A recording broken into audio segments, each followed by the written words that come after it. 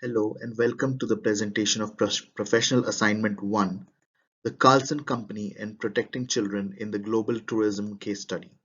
This is Yash Vyas from the College of Business, Westcliff University. By the 1990s, child sex trafficking, which involved the sex trafficking of children under the age of 18, had become a multi-billion dollar business. The tourism industry was facilitating this in two ways.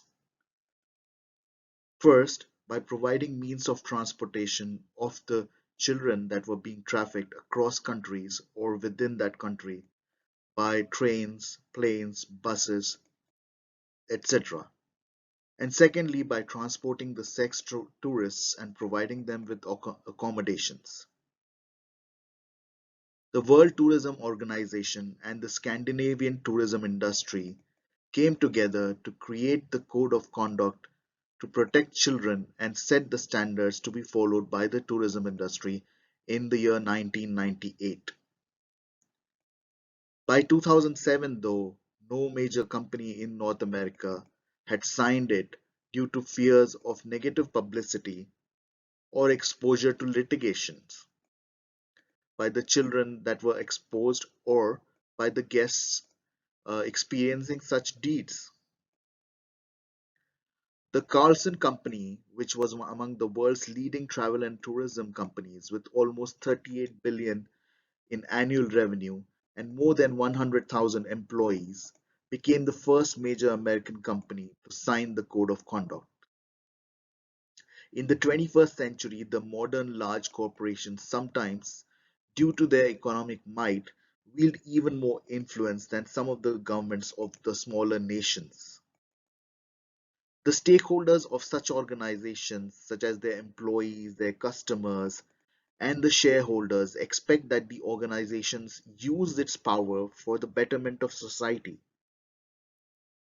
Thus, Carlson's decision to sign the code of conduct is the correct one, as the power and influence that they possess also make their stakeholders to expect more actions from them for the betterment of society. The Carlson Company has some advantages as well as disadvantages to consider while developing the hotel complex in Costa Rica. The country of Costa Rica is known for its naturally beautiful coastlines and presents the Carlson Company with a business opportunity to expand its luxury brand of businesses in Central America. Furthermore, it would help in creating a strategic base for future expansions in the Latin American region, which can help drive revenue from potential tourists wanting to visit Latin American countries. However, there are some risks in this. Due to the high rates of child sex trafficking in the region, the company could be exposed to litigations by either their own customers who happen to notice such activities on their property, or even the children being affected might initiate a lawsuit against them. As was witnessed in the Marriott case, the backlash from shareholders was also severe, with multiple shareholders and pension funds withdrawing their money.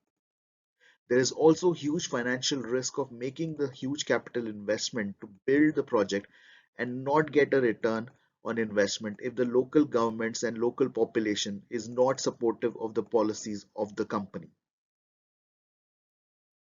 The following are the stakeholders that would be affected by the decision to build a hotel in Costa Rica and their interests and powers. Firstly, the new employees of the company in the Costa Rica hotel. Their main interest would be economic stability and the opportunity for jobs. Their power would be that they can help enforce the code of conducts on the ground level by ensuring that everything runs smoothly.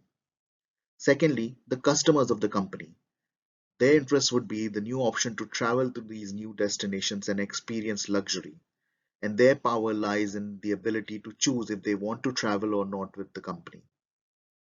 Thirdly, the shareholders of the company.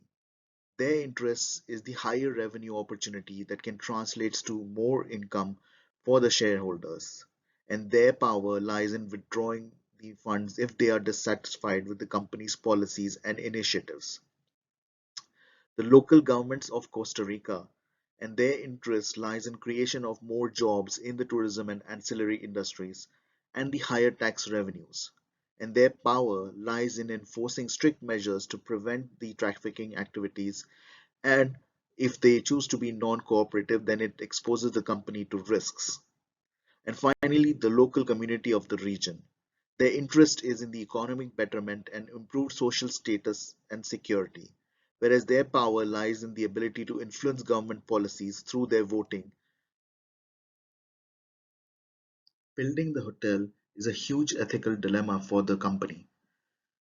Firstly, the risk of failure to enforce the code of conduct exposes the company to financial and legal risks and can adversely affect the shareholders who are also part of the stakeholders of the company.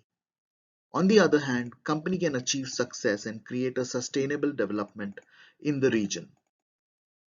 Example, according to Morris et al. In 2015, a study conducted by them involving local communities in wildlife tourism in Namibia has proven to be an important and effective tool in promoting grassroots level conservation behavior among the local population and also improve the well-being of the local community.